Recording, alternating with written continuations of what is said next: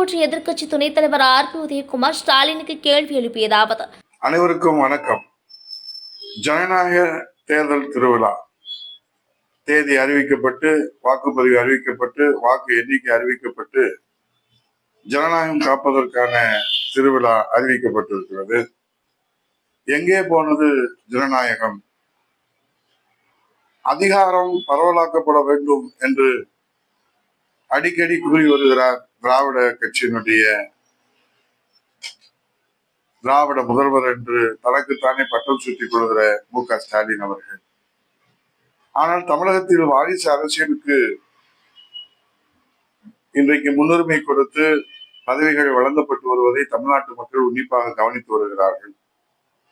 ஆகவே தமிழகத்தில வாரிசு அரசியலுக்கு முற்றுப்புள்ளி வைக்கும் தேர்தலாக இந்த 2026 தேர்தல் அமையும் என்பது எல்லோருடைய நம்பிக்கை. தமிழகத்திலே முன்னாள் முதல்வர் கலைஞர் அவர்களை தொடர்ந்து அவரது மகன் வாரிசு அரசியல் அடிப்படையிலே முதலமைச்சராக வருகிறார். அதைத் தொடர்ந்து கட்சிக்காக உழைத்த பலர் புறக்கணிக்கப்பட்டு ஸ்டாலின் மகன் உதயநிதி துணை முதல்வராகிறார். இப்போது உதயநிதியை தொடர்ந்து அவரது மகன் இன்பநிதி இப்போதே கட்சி நிகழ்ச்சிகளை அடிக்கடி தென்பட துவங்குகிறார். அவரும் முதல்வராவதற்கு நாங்கள் தோள் கொடுத்து பல்லக்கு தூக்குவோம் என்று ஆங்காங்கே குரல் எழும்பு கொண்டு இருப்பதை மக்கள் உன்னிப்பாக பார்த்து கொண்டிருக்கிறார்கள். அதோடு மட்டுமல்லாமல் கலைஞருடைய மகள் கனிமொழி அவர்களும், ஸ்டாலின் மருமகன் சபரீசன் அவர்களும், கருணாநிதியின் அக்கா பேரன் தயாநிதி போன்றோரும் கட்சியின் அதிகார மையங்களாக செயல்பட்டு வருவதை தமிழ்நாட்டு மக்கள் பார்த்து கொண்டிருக்கிறார்கள். கூடுதலாக திமுக அமைச்சர்களாக இருக்கின்ற டி.ஆர். பாலு, பொய்யாமொழி, ஆற்காடு வீராசாமி, அன்பழகன், தங்கம் தென்னரசு, பொன்முடி, நேரு, துரைமுருகன், பி.டி.ஆர். பழனிவேல்ராஜன், ஐ. பெரியசாமி போன்றோர்கள் வாரிசுகளும் அதிகார மையங்களாக உள்ளதையும் இந்த 5 ஆண்டு காலத்திலே மக்கள் மிக கவனமாக அதை கடந்து வந்திருக்கின்றார்கள். இவர்களை தவிர அடிமட்ட தொண்டர்கள் எவரும் கட்சியிலே அதிகார மையமாக வந்துள்ளாரா? ஏன் அவர்களுக்கு திறமைகளை இல்லையா? ஆற்றல் இல்லையா? அவர்களுக்கு சிந்தனை இல்லையா? திறமையாக செயல்பட முடியாதா? அல்லது அரசியல் என்பது நான் மேலே குறிப்பிட்ட அதிகார மையங்களுக்கு மட்டும் குலத்தொழிலா என்பதுதான் தமிழ்நாட்டு மக்களுடைய கேள்வியாக இருக்கிறது.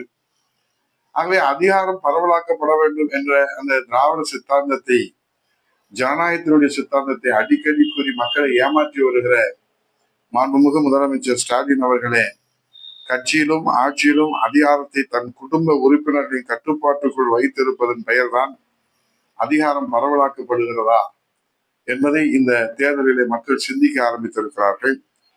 ஆகவே திமுகவினுடைய இந்த மன்னராட்சி சிந்தனையை ஜனநாயகத்திற்கு விடுக்கப்பட்டிருக்கிற சவாலாகத்தான் தமிழ்நாட்டு மக்கள் பார்க்கிறார்கள்.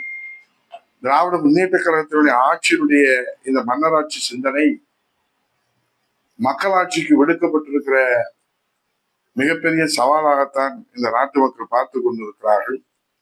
எனவே வாரிசு அரசியலைத்தான் நாங்கள் முன்னெடுப்போம் என்று உறுதியோடு செயல்பட்டு வருகிற திமுகவிற்கு இந்த தேர்தலிலே தோல்வியை பரிசாக கொடுத்து தாய் தமிழ்நாட்டிலே ஜனநாயகமும் மக்களாட்சிக்கும் தான் மக்கள் மகுடம் சூட்டுவார்கள் என்பதை இந்த 2026 சட்டமன்ற தேர்தல் தீர்ப்பு நமக்கு நிச்சயமாக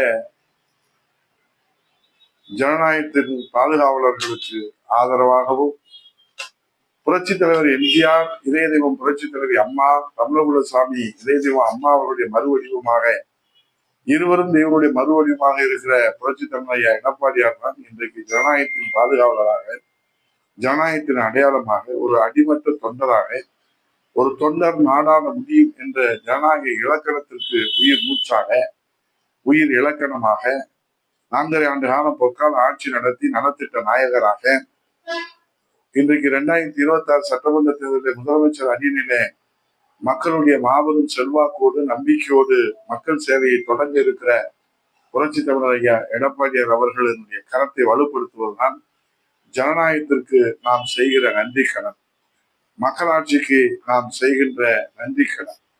ஆகவே மன்னராட்சியின் சிந்தனையில் இருக்கிற திமுக ஆட்சிக்கு நாம் முடிவுரை எழுதி புரட்சி தலைவர் எடப்பாடியுடைய தலைமையிலான ஜனநாயக ஆட்சிக்கு தொடக்க உரை எழுதுகிற இந்த ஜனநாயக தேர்தல் திருவிழாவில ஒட்டுமொத்த தாய் தமிழ்நாடும் விழிப்போடு இருந்து நாம் ஜனநாயகத்தை காப்பாற்றுவோம்.